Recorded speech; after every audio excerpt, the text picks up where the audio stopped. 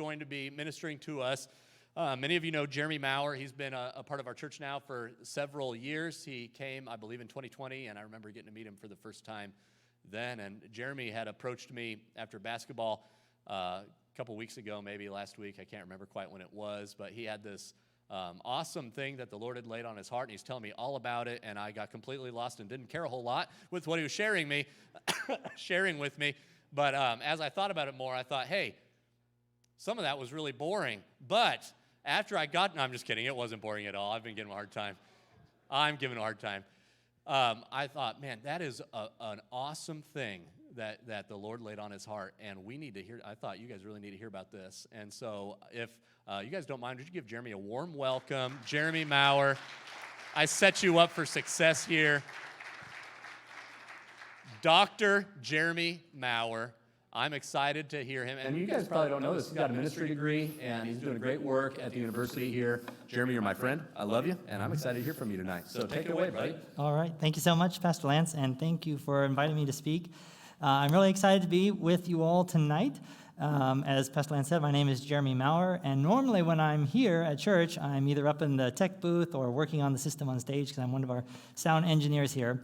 But during the day, I'm a professor at Missouri S&T. I have been there since 2020. I'm in the Earth Science and Engineering Department, or what is now called the Earth Science and Engineering Department. And I really enjoy it. It's been a lot of fun being there. And I've been interested in earth science and dinosaurs and astronomy and earthquakes and volcanoes really ever since I was a little boy. And being involved in science for that long, I won't say how many years, but not too many years, and also having been raised in church, growing up in church, it's giving me an opportunity to think a lot about the intersection between the natural world, the physical world that God has made, and the spiritual world, or what God says about the world in his word. And there's an event coming up, as Pastor Lance mentioned, in about 3 weeks from now that I want to talk about tonight, and it's right in this intersection, I think, in between the physical world and the spiritual world. And our church has been talking really for a number of months now, kind of focusing on who God is, what God does, and what God has done for us. And this event that we're going to talk about, I think, really exemplifies who God is, what God does, and what God has done for us. Now, the event that I'm talking about is a total solar eclipse, believe it or not. We're going to talk about a total solar eclipse tonight, which is going to be happening on April 8th. And it's an important event. It's an important event from a scientific perspective, but it's also an important event from a spiritual perspective, because I think it's going to tell us something about who God is, what God is like, and what we can learn about God from the event. So we're going to talk about a total solar eclipse, but first I want to set the context, because what we're going to do is we're going to use God's word as a pair of glasses or a filter to understand this natural event happening in the physical world and see what it tells us about him. So I'm going to read from Psalm 19. Psalm 19, I think it's on the screen, verses 1 through 4. The heavens declare the glory of God. The skies proclaim the work of his hands. Day after day they pour forth speech. Night after night they reveal knowledge. They have no speech. They use no words. No sound is heard from them. Yet their voice goes out into all the earth, their words to the ends of the world. And then Job 12, verses 7 through 10. But now ask the beasts, and let them teach you, and the birds of the heavens, and let them tell you. Or speak to the earth, and let it teach you. And let the fish of the sea declare to you, who among all these does not know that the hand of the Lord has done this, in whose hand is the life of every living thing, and the breath of all mankind. So in these two scriptures, we have what is essentially a principle, kind of a command, if you will, from God to say, look at the world around you, look at the natural world, the physical world that God has made, and see what it tells us about God, about who he is and what he's done. And this is something I think, quite frankly, we don't do enough of today. We have so much technology, and it's just easier to go and turn on the TV, right, than to go outside and look at the stars or look at trees. And I'm as bad about this as anyone, but it's something that we're commanded to do, essentially, by these scriptures. So what we're going to do tonight is just that. We're going to look at this event coming up, a total solar eclipse, April 8th, and we're going to see what it reveals to us. So I've got some quick facts for you here, all about total solar eclipses. And I think, Kathy, thank you. Here's a diagram showing how a total solar eclipse works, not to scale. We've got the sun and the moon and the earth. These three entities are the ones that are involved in a total eclipse. Don't worry too much about these fancy names on the screen. They just mean shadow. You know, scientists, we get paid the big bucks to come up with big names. So we come up with big names for the word shadow. So the umbra and the penumbra, those are kind of different words for shadows. But the thing I want to point out is a couple things from this diagram is that middle portion, the darker part of the shadow, that's the path of, called the path of totality. And that's where the sun is completely covered up by the moon. So the moon is exactly in between the earth and the sun, and it's completely covering it up.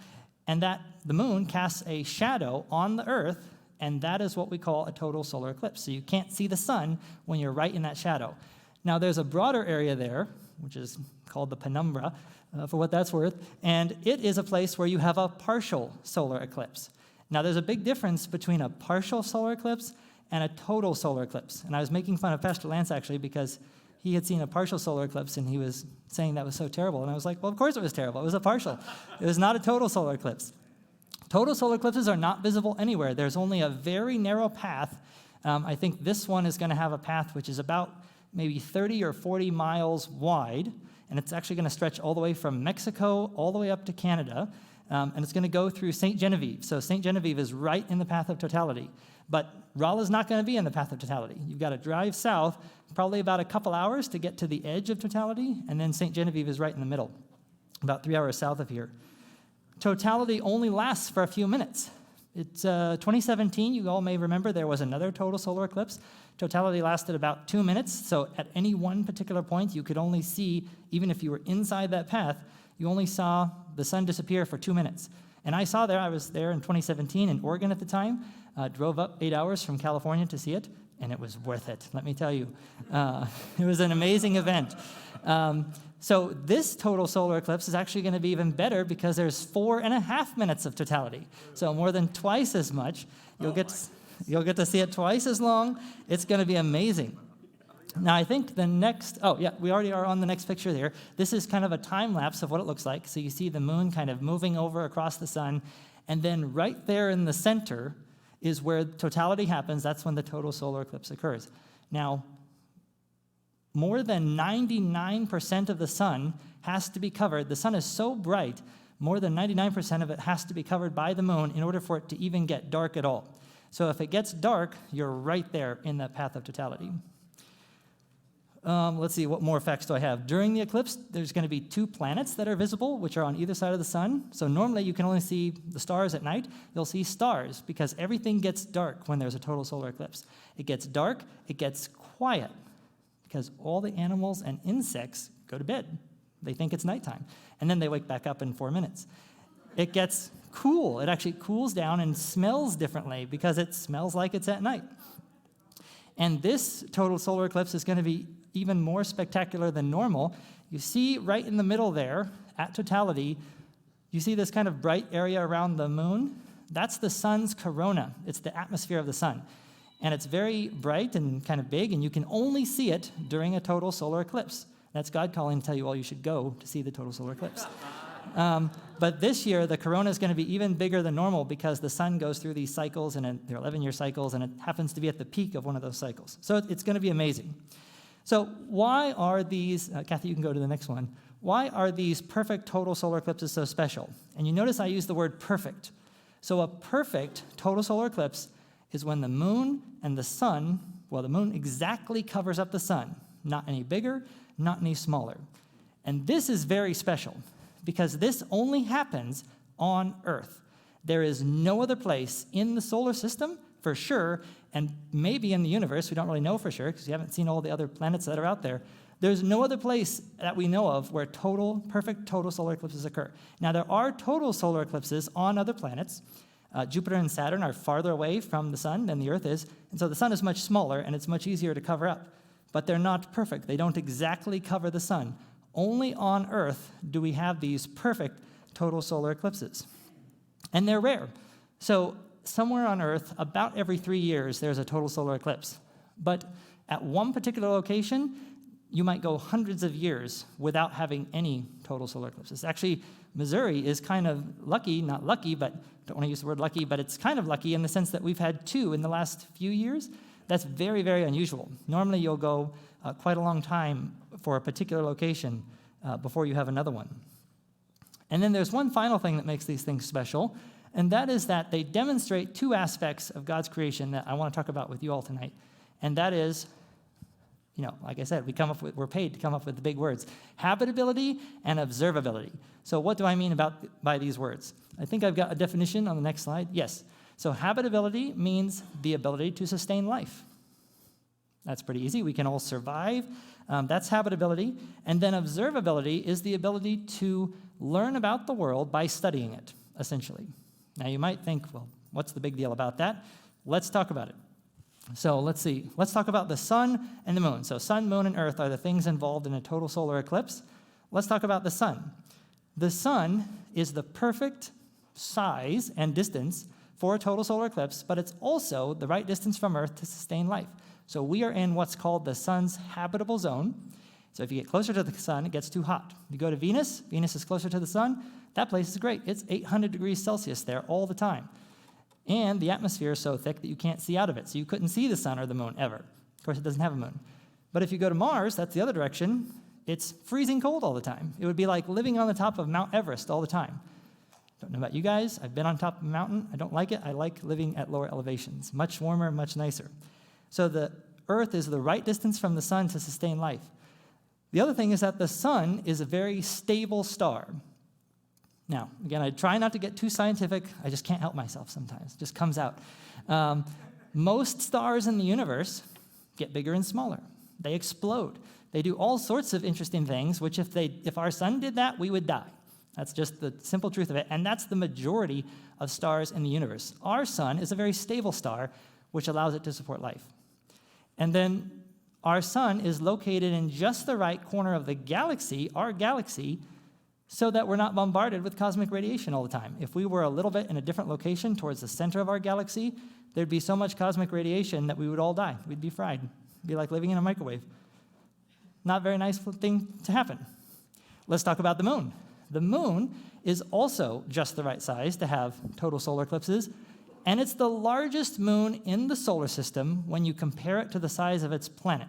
So other planets, Jupiter, Saturn, have bigger moons, but they're also bigger planets. So when you compare it to the size of the planet, the moon is the biggest. Our moon is the biggest. Why is that important? Well, again, I tried not to get too scientific here, but basically the moon stabilizes the seasons of the Earth.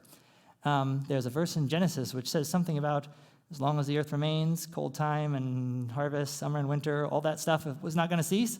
That's partly due to the moon and its stabilizing influence on the earth. And it's because of gravity and all these things that I won't talk about because Lance thinks they're boring. But anyway, that's the way it is. The moon also drives Earth's tides. Now, we don't talk about tides too much in Missouri. No oceans around here. But if we had no tides, no ocean tides are responsible for ocean currents, and those are partly responsible for kind of keeping the oceans refreshed. Like in a fish tank, you have to pump air into it. That's what the tides do for the ocean. Most of the oxygen that we breathe as humans comes from phytoplankton that live in the ocean that would die if the ocean wasn't refreshed. So if we had no moon, we would die. That's the simple and short story about it.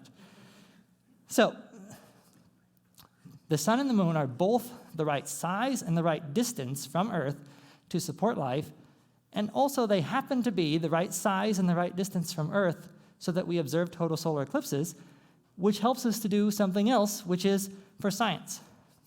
I'm sorry, I just can't help myself. I just keep bringing up science. But this is pretty interesting. Total solar eclipses, I've got some examples for you. Kathy, I think you can go. Yes.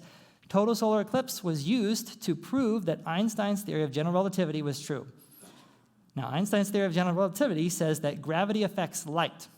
And so what they had to do was they were able to actually see a star which was on the far side of the sun, directly behind the sun, but because the light bent around the sun, they could see it. Who cares, right? It's a physics theory, big deal. Einstein's theory of general relativity is what technologies that we have today are based on, like GPS, like space communications. If we didn't have that at that particular time, we would not be living in our modern society today. I think I have another example, which is the sun's corona. I mentioned the sun's corona before. The sun's corona affects the solar wind, which affects the Earth's magnetosphere, which affects our ability to communicate via radio and TV signals on Earth. So by studying this is a big deal. A lot of people spend a lot of time studying the sun's corona because of how it affects, what it teaches us about what the sun is made of, but also how it affects Earth's communications, radio communications. We can only see the sun's corona during a total solar eclipse, a perfect total solar eclipse. If the moon was too big, if it covered out the whole thing, we couldn't see the corona. If we didn't have, even during a partial solar eclipse, you can't see the corona. Why? Because the sun is so bright. The sun is so bright that only during a perfect total solar eclipse can you see this thing and study it. And I think I've got a whole list of examples up there, which you can't read because the words are too small probably. But this total solar eclipse is responsible in the sense of people studying it have been able to come up with all sorts of scientific discoveries about history, about science. It's amazing. And not only that, but this is still going on.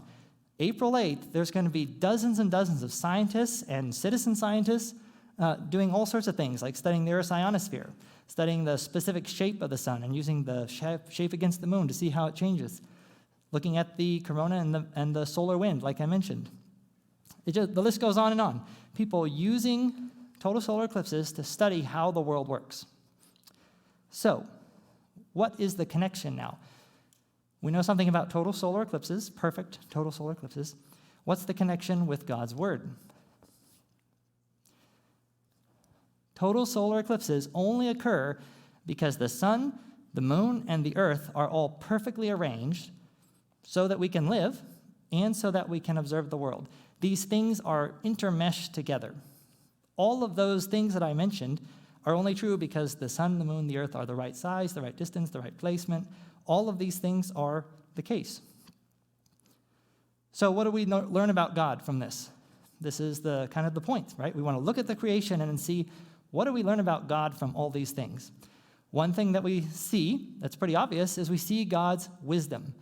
It takes smarts to organize a universe in such a way that we can survive, right? If you said, Jeremy, go organize a new universe, there'd be some problems. It takes wisdom to orchestrate these things so that we can both live and also learn, not just learn about the world, but learn about God and who he is. Like I said, if we lived on Venus, we would see nothing. We would see no sun, no moon, no nothing, because we couldn't see out to even see the rest of the universe. We see God's wisdom. We see God's power. God's power, God can order the universe however he wants. He's God, and he's ordered it so that we can live and we can learn about him. We see God's beauty. I encourage you, go see the total solar eclipse. Drive down to St. Genevieve. Go see it. You can look up the path of totality online. It's going to be amazing. It was amazing when we saw it in 2017. It's a beautiful thing to behold, but God's beauty is around us in many other ways as well. God's beauty, you can see it in the flowers, in the mountains, in the sun and the moon just by themselves. God's beauty is all around us. God's care for humanity is something else that you see. God cares about us so much, you may not even realize that where we are in the galaxy is important. We would be dead if we weren't where we are in the galaxy. But God cared about us so much that he put us exactly where we need to be so that we can survive. And we see God's glory. God's glory is evident and manifest in the creation. Psalm 19, verse 1, the heavens are telling the glory of God, and the firmament proclaims his handiwork. When we look at the creation, we see God's glory, we see what God has done, God's wisdom, and it calls us to respond somehow to what God has done.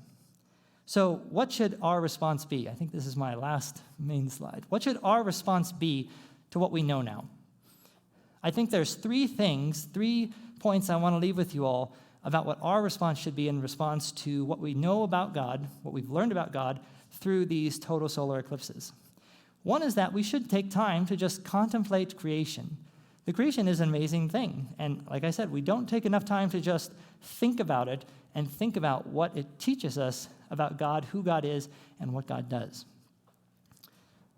I think we need to heed the warning about creation, which God gives us in his word. So I mentioned at the beginning, we use God's word as the filter through which to view the creation. And there's an extreme that people can go to. People have been actually, for most of humanity's history, people worshiped the sun and the moon as gods. And that's the wrong thing to do. In Romans chapter 1, verses 20, Paul says, "For God's invisible attributes, his eternal power and divine nature have been clearly perceived ever since the creation of the world in the things that have been made, so they are without excuse." But then what did people do? We didn't worship God. We worshiped and served the creature rather than the creator. And this is the warning that we have to be careful about. Because today we don't necessarily worship the sun or worship the moon, although that has happened, maybe happens in some places. But we still, Paul goes on in this passage in Romans 1 to talk about the sins that we commit, and when we do things like show selfishness or show pride, that's essentially worshiping ourselves. We are also created, just like the sun and the moon have been created. And the sun and the moon and the earth has all been created to glorify God and point to him. And we've been created as God's image bearers. We've been created to glorify him as well. And when we have pride and have selfishness and try to satisfy our own desires, that's where we're putting the creation in the place of the creator. So there's a warning to follow there. And then the last thing is, so I was thinking about how to finish up the message, and whenever you talk about the intersection of the natural world and the physical world, people always have questions. And if you have questions about what I've said or anything, feel free to come talk to me afterwards. Actually, Ralph and Beverly Flory are like our in-house experts on this whole thing. So talk to them, talk to Pastor Lance. We can answer questions or try to answer them or find the answers. But I think our response tonight should not be to ask more questions at this point. I think our response tonight needs to be to worship God. Let's just think about this for a minute. Are you worried tonight or anxious about something? How about afraid? Are you afraid of something? Worried about provision? Worried about the future? God has provided for you and for me and protected you and me in ways that you may not have even thought about before tonight. Our place in the universe, the fact that we have a moon and it's the right size and shape from the distance from the earth, we don't think about that in our day-to-day lives. But if those weren't there, we wouldn't be here. So God has already provided. He's already protected. He's already made a way that we can know him, and we don't even think about it most of the time. So I think that our response tonight should be to worship God. Worship him because he's the God who is full of glory. He's revealed to us his glory in the creation. He's revealed to us his glory in the sun and the moon and the stars. He's revealed to us his glory in his word. This is my digital Bible here. God's word reveals to us even more than what the creation does. The creation reveals us some things about God. God's word reveals us a lot of things about God. And Jesus reveals the rest, everything about God. So I'd like to have the worship team help us lead through this time of worship. Glorify God for what he's done. Glorify God for who he is. And if you would stand with me, let's sing together and glorify God for what he's done for us.